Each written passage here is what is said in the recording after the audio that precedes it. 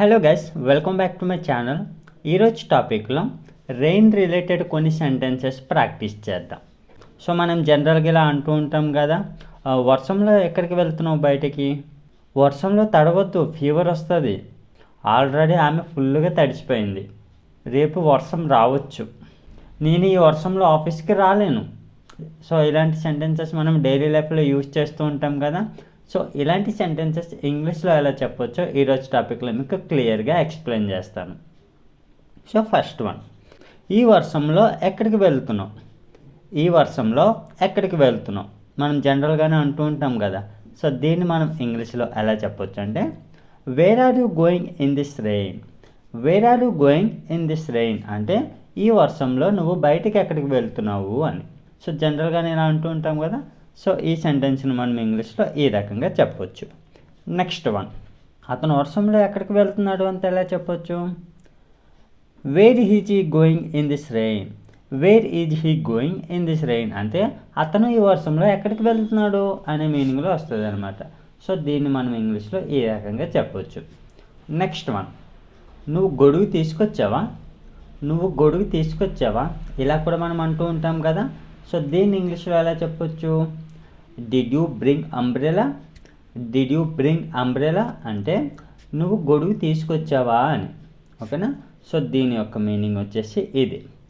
Next one, నా గొడుగు ఇప్పుడు తీసుకువెళ్ళు కానీ రేపు తీసుకురావడం మర్చిపోవద్దు, నా గొడుగు ఇప్పుడు తీసుకెళ్ళు కానీ రేపు తీసుకురావడం మర్చిపోవద్దు. ఇలా మనం జనరల్గా అంటూ ఉంటాం కదా, మన ఫ్రెండ్స్కి కానీ రిలేటివ్స్ కానీ ఇలా అంటూ ఉంటాం కదా, నా గొడుగు ఇప్పటికి తీసుకెళ్ళు రేపు మర్చిపోకుండా తీసుకురా ఇలా అంటూ ఉంటాం కదా.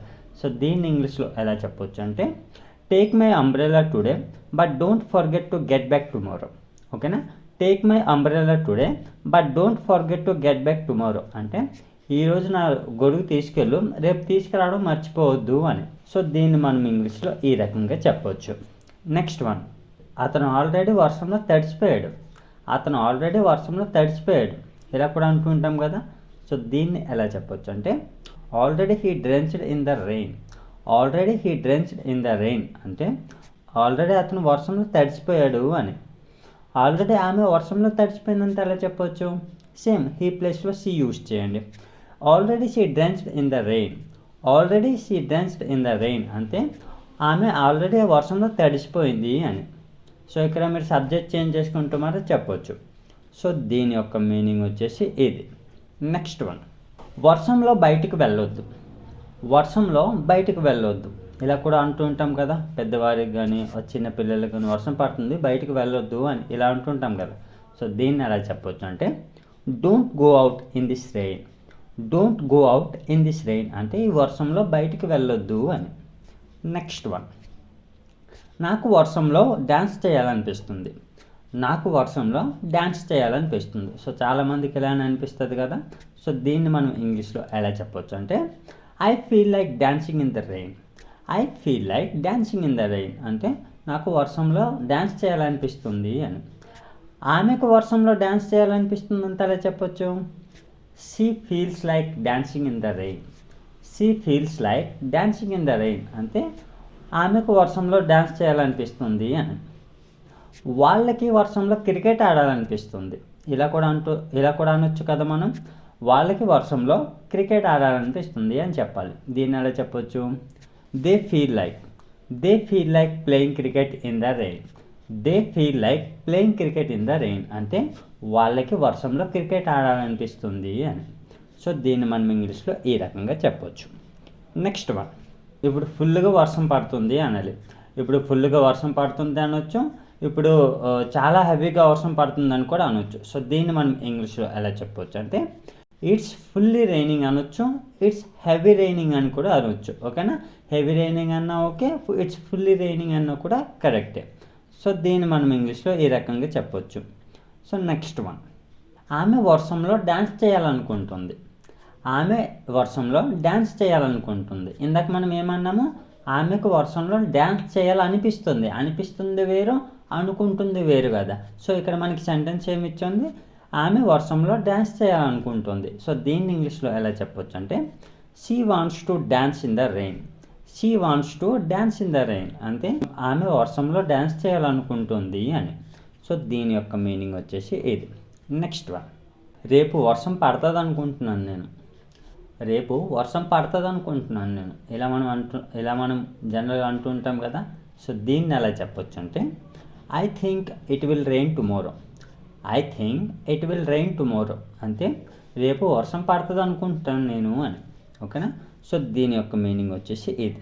నెక్స్ట్ వన్, రేపు వర్షం పడవచ్చు అనుకుంటున్నాను. రేపు వర్షం పడవచ్చు అనుకుంటున్నాను ఇలా కూడా అంటూ ఉంటాం కదా. సో దీని ముందు సెంటెన్స్ ఏంటి, రేపు వర్షం పడుతుంది అనుకుంటున్నాను. పడుతుంది వేరు, పడవచ్చు అనేది వేరు కదా.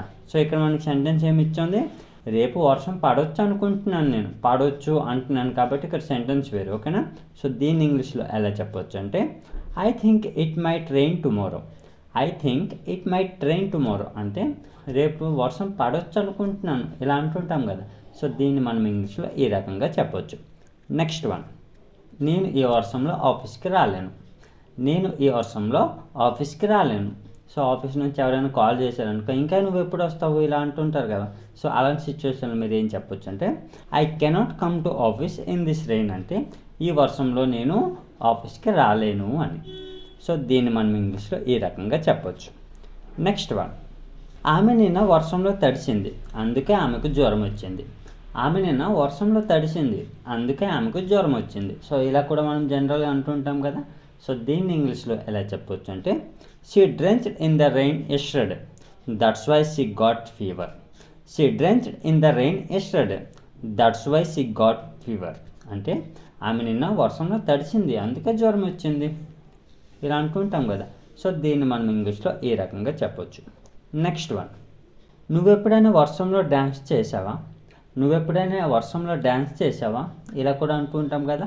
సో ఈ సెంటెన్స్ని ఇంగ్లీష్లో ఎలా చెప్పొచ్చు అంటే have you ever danced in the rain. Have you ever danced in the rain అంటే నువ్వు ఎప్పుడైనా వర్షంలో డ్యాన్స్ చేసావా అని. సో దీని యొక్క మీనింగ్ వచ్చేసి ఇది. నెక్స్ట్ వన్, నువ్వు వర్షంలో ఆడకూడదు. నువ్వు వర్షంలో ఆడకూడదు. మనం పిల్లలకి అంటూ ఉంటాం కదా, నాన్న నువ్వు వర్షంలో ఆడకూడదు నాన్న, నువ్వు వర్షంలో బయటికి వెళ్ళకూడదు నాన్న ఇలా కూడా అంటూ ఉంటాం కదా.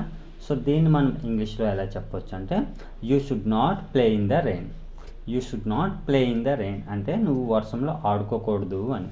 నువ్వు వర్షం బయటికి వెళ్ళకూడదు అని ఎలా చెప్పొచ్చు, you should not go out in the rain. You should not go out in the rain అంటే నువ్వు వర్షంలో బయటికి వెళ్ళకూడదు అని. నువ్వు వర్షంలో తడవకూడదు అని ఎలా చెప్పొచ్చు, you should not drench in the rain. You should not drench in the rain అంటే నువ్వు వర్షంలో తడవకూడదు అని. ఓకేనా. సో దీని యొక్క మీనింగ్ వచ్చేసి ఇది. నెక్స్ట్ వన్, నువ్వు వర్షంలో ఎందుకు తడుస్తున్నావు. నువ్వు వర్షంలో ఎందుకు తడుస్తున్నావు comment in the comment box. So that's all friends. So ఇలాంటి సెంటెన్సెస్ యూజ్ చేసి మన డైలీ లైఫ్లో సింపుల్గా మాట్లాడవచ్చు. సో మీకు ఈ టాపిక్ యూజ్ఫుల్గా అనిపిస్తే లైక్ చేసి సబ్స్క్రైబ్ చేయండి. Thanks for watching.